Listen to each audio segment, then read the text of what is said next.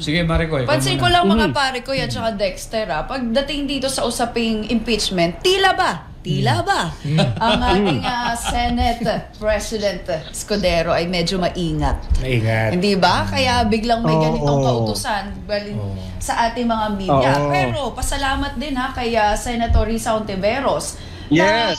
Kinwestiyon niya itong kautusan ng ating SP Escudero. Bakit ganyan? Ang tradisyon na kasi dito taliwas sa yan sa Senado, tradisyon. Correct.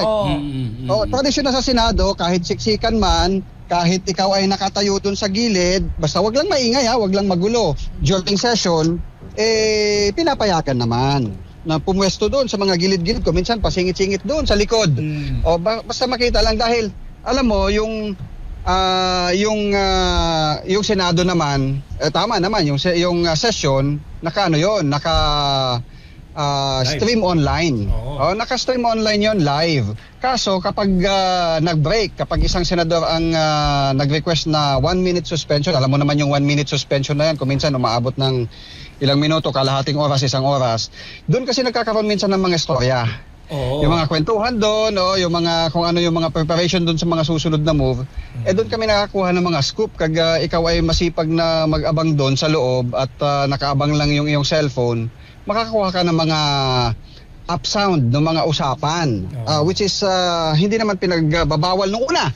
Pero ito, bago pa yung controversial na binawi na ngayong araw bawal yung media sa loob, nung nakaraang linggo may naunang utos, verbal din na utos to wala kaming nangingi kami ng papel. Pero sa bagay, kasi nung last week pinagbawalan na rin kaming mag-ambush interview sa loob kahit naka-break o kahit naka 1-minute suspension o naka-suspend yung session.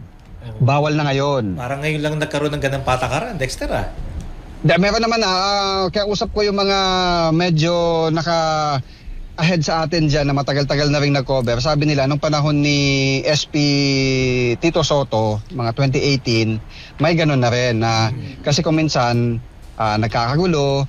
Pero ang punto lang naman namin, break time naman. Pwedeng, itataas ko lang kamay ko Present. Kasi matagal din akong nag-cover dyan sa Senate.